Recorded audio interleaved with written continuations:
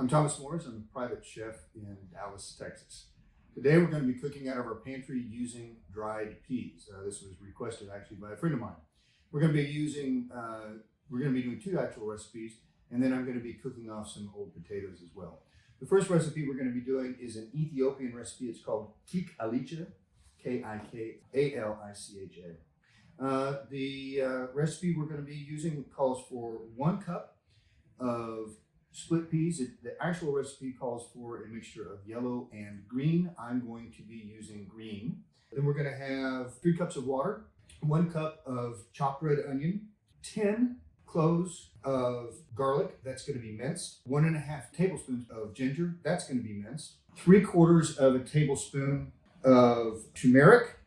You can also substitute in curry powder or ginger if you want hot curry powder. 1 serrano, and then some lemon juice to finish. The second thing that we're going to be cooking is going to be ärtsoppa, which is a Swedish soup using yellow peas. We're going to be using 1 pound or 2.5 cups of yellow peas. We're going to use 8 quarts of stock. I made some ham stock. You can also use vegetable stock or chicken stock or whatever. I'm going to actually have a mixture of ham and veggie stock. 1.5 cups of chopped carrots, 2 cups of chopped onions, 2 to 3 sprigs of thyme, some chopped ham. I have a ½ pound there for what I'm doing. Some dill and sour cream to finish. If you were going vegetarian or vegan on this, you would use vegetable stock instead of the chicken stock, and you could put in some mushrooms. The last thing I'm going to be doing is I've got some potatoes that are getting a little bit old here. So they're little tiny potatoes. Just snip the roots off. I've got a bunch of bacon fat right here. I'm going to drop that into that. I've got an oven set for 225, and I'm going to cook those for about 1 hour and 45 minutes at 225 and confit them in bacon fat with a little bit of thyme. Now I've gotten everything chopped off. Because I was running low on red onions and I've got a lot of shallots, I am using shallots for my Ethiopian, sliced pretty thin. And those also have a stronger flavor than red onions, and so that'll be better. Here's my minced garlic, and you can see, nice and thin. Ginger, and my jalapeno. For my Swedish, pretty big chop on the carrots, and a pretty big chop on the onions. I'm going to put both of these into, I've got some oil going in the respective pots I'm going to cook these in. I'm going to cook them just until the vegetables soften, and then I'm going to add in my peas, which I forgot to add. I soaked overnight in water. I'm going to add in my peas and my stock and cook them each for about 35 minutes. Okay, after having brought everything to a boil for the peas and then let them go for 30 minutes on a simmer, I'm ready to taste them and decide what I'm going to do with them. And my potatoes, you will see, have been going for 1.5 hours. They are fork tender, and I'm going to pull them out of the bacon fat here and put them in a smaller container. Right now you can see the consistency of the green peas. They need to go just a little bit longer. I haven't mashed them at all. I'm not going to mash them up any because I like the toothsomeness of the shallots that are in there. But they need to have just a little bit more of the liquid evaporate. As for the yellow peas, they've still got a ways to go.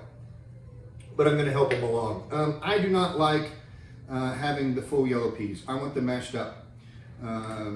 And so I'm going to hit them with a stick blender. Now, you could do this in a food processor. You could do this in a regular blender. You could do it using a bar blender.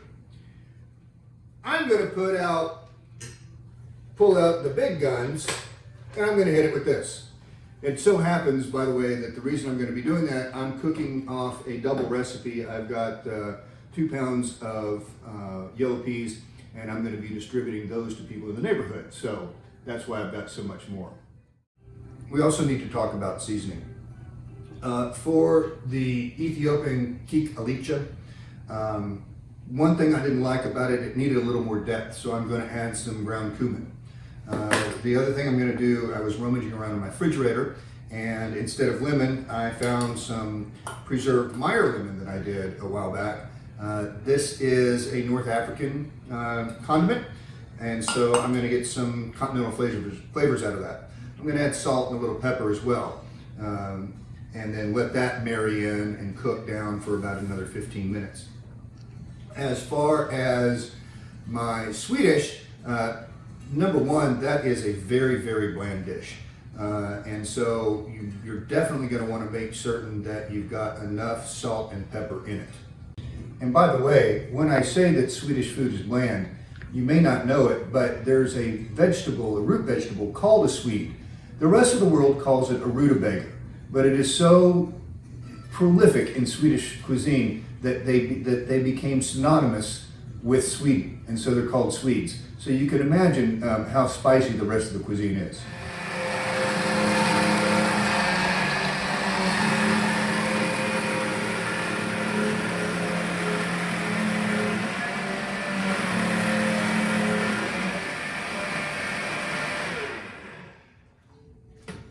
So there's my brine on my soup. It's still pretty watery. I'm going to bring it back up to a boil and then let it go for about another 15-20 minutes uncovered to let some of the water come off. You may be wondering what we're going to do with all this stuff. Well, I took one of those potatoes that I confit off and I stuck it in a bowl of soup along with some of the ham and dill. And then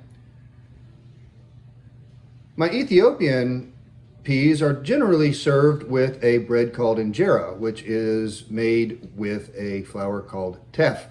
I don't have teff. I did, however, have some rye flour, so I mixed up a quick batter using rye flour and Greek yogurt to give it some of that sour flavor that you get with teff, and made a rye pancake that I'm going to serve that on. Enjoy!